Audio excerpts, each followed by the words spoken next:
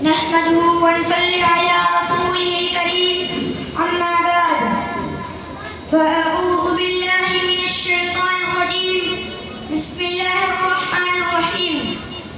أولئك الذين امتحن الله قلوبهم للتقوى لهم مغفرة وأجر عظيم وقال النبي صلى الله عليه وسلم أصحابي كالنجوم بأيهم اقتديتم اهتديتم الہی دے مجھے درد تکلم میری آواز کو تو روشنی دے الہی دے مجھے درد تکلم میری آواز کو تو روشنی دے مجھے افکار صالح کر عطا میری تحریر کو تو روشنی دے محترم حضرات اور معزز سامعین خالق و مالک کا یہ دستور رہا ہے کہ انسانوں کی ہدایت کے لیے رسولوں کو بھیجتا رہا چنانچہ سب سے آخر میں شہنشاہ فتح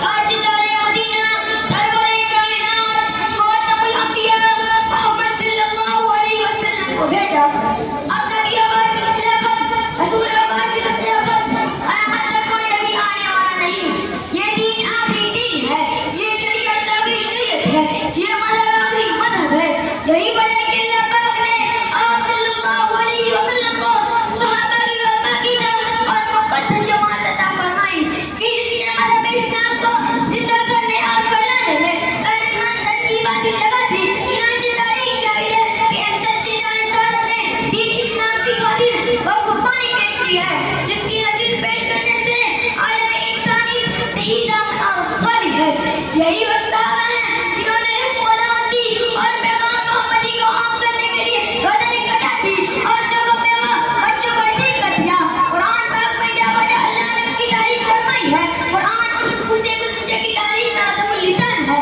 ملت اسلامیہ کے جیا لوگ صحابہ واجب الاحترام ہے ان کا تذکرہ سچائی کے ساتھ کرنا لازم اور ضروری ہے یہی وہ صحابہ ہیں جنہوں نے دین اسلام کے لیے زندگی وقف کر دی تھی یہی وہ صحابہ ہیں جنہوں نے آفتاب ہدایت سے بلا واسطہ نور حاصل کیا تھا یہی وہ صحابہ ہیں جنہوں نے ہمیشہ دنیا پر آخرت کو ترجیح دی یہی وہ صحابہ ہیں جنہوں نے قوم خدا کا سرمایہ حاصل کیا یہی وہ صحابہ ہیں جو وسیع کر کا مجسم نمونہ تھے یہی وہ صحابہ ہیں جو سڑک کا مجاہد تھے یہی وہ صحابہ ہیں جنہوں نے جینے میں ہجرت کو چھوڑ کر خدا جان میں لبیک کہا یہی وہ صحابہ ہیں جن کی نشت اور ان نے خود سے دیا یہی وہ صحابہ ہیں جو ماں سے نہیں بلکہ ماں خود سے ڈرتی تھی یہی وہ صحابہ ہیں ان کو سمندر نے راستہ دیا یہی وہ صحابہ ہیں ان کو شہد سوار دی یہی وجہ ہے کہ دربار رسالت سے ان کو صحابی کا جن کا پوچھا گیا قرآن نے ان کی تعریف کی اللہ نے ان کی تعریف کی رسول نے ان کی تعریف کی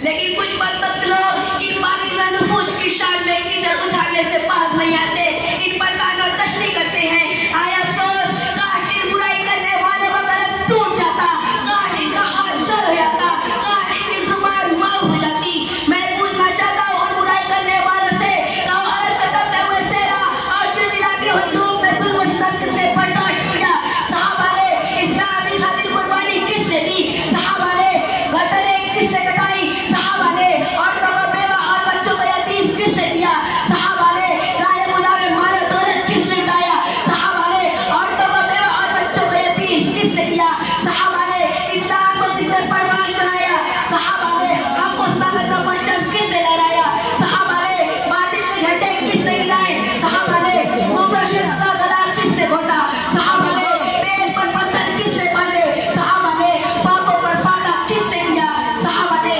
الگ صحابہ کرام بحیرت انگیز کارنامے انجام دیے ہیں جن کو تاریخ کبھی فراموش نہیں کر سکتی مسلمانوں یاد رکھو صحابہ کی برائی کرنا ضلالت و گمراہی ہے جو کہ قرآن حق ہے رسول حق ہے آپ صلی اللہ علیہ وسلم جو تعلیمات اور احکام لے کر آئے وہ حق ہے اور یہ تمام چیزیں اب تک پہنچانے والے صحابہ کرام ہیں لہذا جو شخص صحابہ کی ذات کو نشانہ بناتا ہے وہ قرآن و سنت کو باطل کرنا چاہتا ہے